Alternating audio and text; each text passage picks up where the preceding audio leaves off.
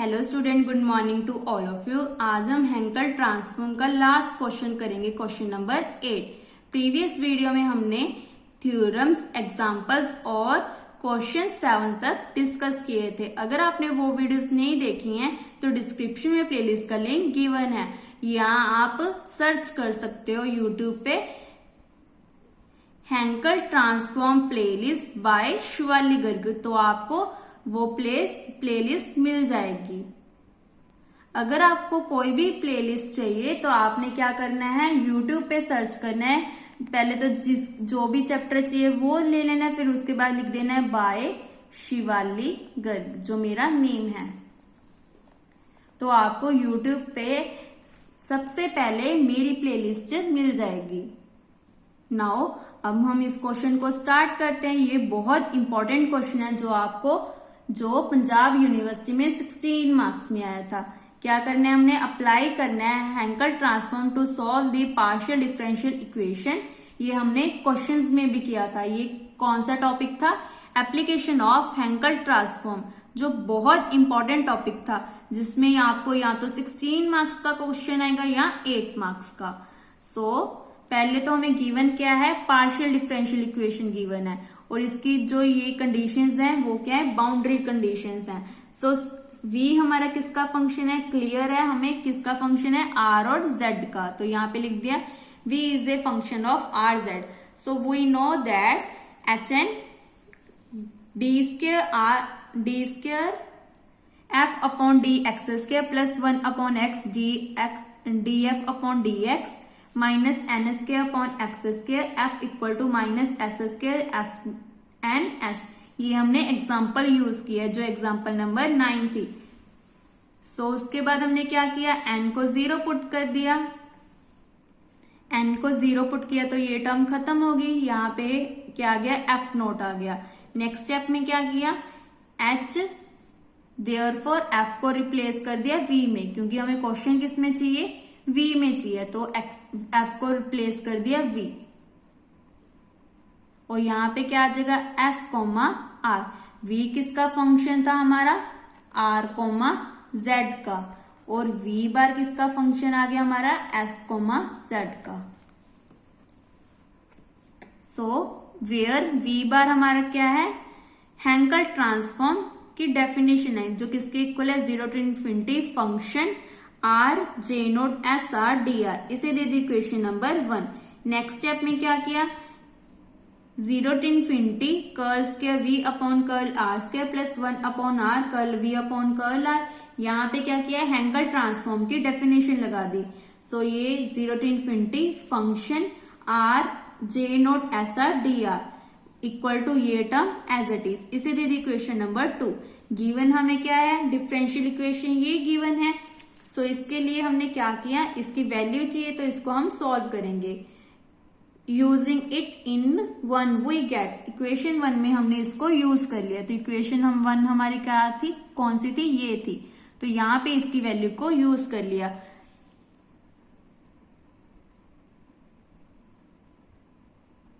नहीं, हमने इक्वेशन 2 में यूज किया है, यहाँ पे 2 लिख लो। तो इसकी वैल्यू क्या आ रही है, minus curl square v upon curl z square r j note S R D r as it is equal to ये टर्म भी एज इट इज।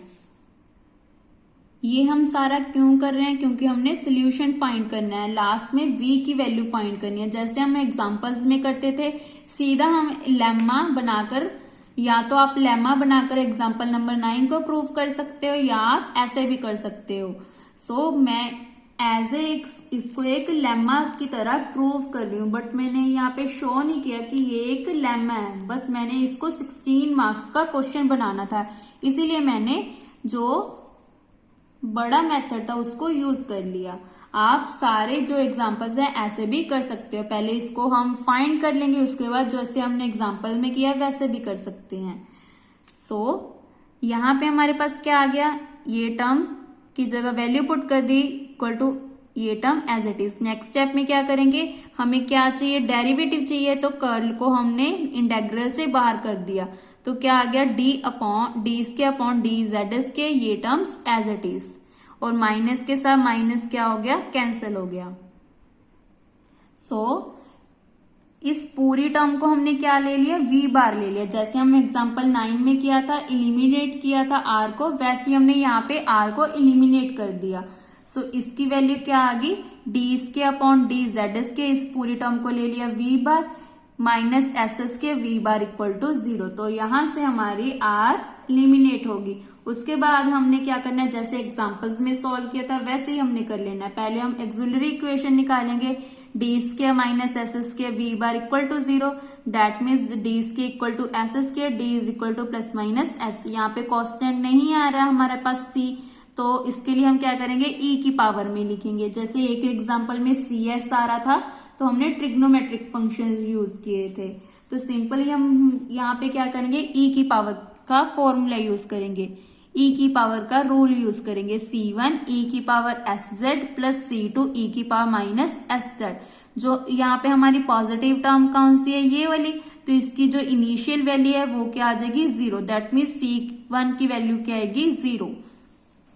नाउ लिखेंगे कैसे, since v and hence v bar क्या हमें finite given है, क्योंकि इसकी range क्या गिवन है, फाइनाइट गिवन है हमें, क्योंकि अगर इनफाइनाइट रेंज है तो उसकी वैल्यू क्या है, 0 है। वी मस्ट है C1 इक्वल टू 0, तो हमारी जो इनिशियल वैल्यू है वो क्या आ गई, 0 आ गई। जो भी पॉजिटिव टर्म थी उसके साथ वाला जो भी कांस्टेंट टर्म आएगा वो हमारा हो गया 0 होगा। v बार किसके इक्वल आ गया, C2 ई की power minus s z. When z equal to 0 then v किसके इक्वल गिवन है, क्वेश्चन में f ऑफ r के, ये हमें बाउंड्री कंडीशंस गिवन है। नाउ v बार किसके इक्वल आ गया हमारा, s bar s is equal to, ये देखो क्वेश्चन में भी हमने लिया था, v बार किसके इक्वल है, 0 to infinity v r j nought s r dr। So यहाँ पे क्या करेंगे, v bar is equal to f bar s के इक्वल होता है, 0 टू इंफिनिटी फंक्शन क्या गिवन है हमें, f r, मल्टीप्लाई क्या हो जाएगा, r j nought s r dr। ये किसकी डेफिनेशन है, हैंकल ट्रांसफॉर्म की। सो इसे दे दी इक्वेशन नंबर 3। नेक्स्ट स्टेप में क्या किया, यूजिंग 1, इक्वेशन 1 को यूज कर लिया। इक्वेशन 1 में क्या आ रहा है, ये देखो ये आ रहा है, v bar s comma z is equal to 0 to infinity, function की वैल्यू क्या गिवन है क्वेश्चन में, f of r, r j note s r dr। Then next step में क्या करेंगे, r को 0 पुट कर देंगे, क्योंकि हमने r को वैनिश करना है, इलिमिनेट करना है, तो r को 0 पुट किया तो v बार s कोमा 0, क्योंकि v बार किसका फंक्शन है, r और z का, या r को z, आप ऐसे भी लिख सकते हो s कोमा z का।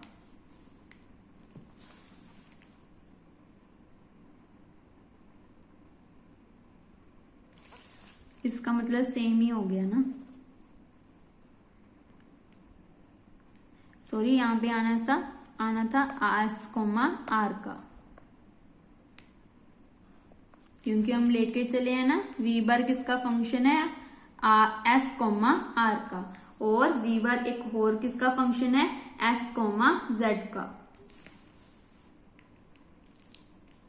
नाउ यहां तक हमारा सॉल्व हो गया, ये किसके इक्वल आ गया, f बार s के। इसे दे दी इक्वेशन नंबर 4। फ्रॉम 3, इक्वेशन 3 हमारी क्या है, ये है, v bar equal to C2 ई की पावर माइनस एस जेड। यहाँ पे e को z को 0 पुट किया तो e की पावर 0 इज 1, तो क्या आ गया, C2 आ गया। So v bar s comma 0 equal to C2, तो इसको हम इक्वेशन 4 में पुट कर देंगे, तो लेफ्ट हैंड साइड इक्वल है तो राइट हैंड साइड भी इक्वल आ गई, तो C2 is equal to f bar s आ गया। नाउ अब हम क्या करेंगे, C2 की वैल्यू को पुट कर देंगे। सो C2 की वैल्यू क्या आ जाएगी, v bar is equal to C2 की वैल्यू क्या आई है हमारे पास,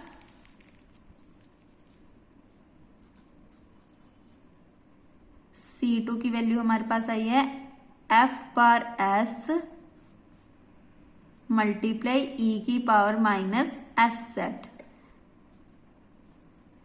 नाउ क्वेश्चन में हमें v की वैल्यू फाइंड करने के लिए कहा है, इसके लिए हम क्या करेंगे,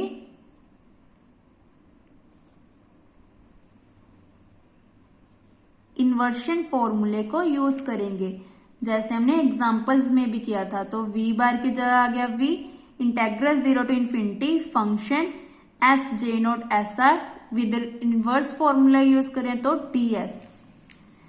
v किसके इक्वल आ रहा था, 0 to infinity v bar S J note S R ds के, वेयर b बार किसके इक्वल था, c2 e की पावर माइनस एस जेड के, और c2 की वैल्यू हमारे पास क्या आ रही है, v बार s। जो मैंने अभी बोला है वही लिखा है मैंने, ये इसको लिखने की जरूरत भी नहीं है, आप सीधा यहाँ पे पुट कर देना। सो ये हमारी वैल्यू आ गई। ये बहुत इंपॉर्टेंट क्वेश्चन है जो 16 मार्क्स में आया हुआ है और बहुत इजी क्वेश्चन है। मेन क्या था, जो इसका जो मेथड है उसको ध्यान में रखना है। अगर आप एक क्वेश्चन को रिटन प्रैक्टिस कर लोगे तो आपके सभी क्वेश्चंस के जो भी डाउट्स होंगे वो क्लियर हो जाएंगे। Thank you.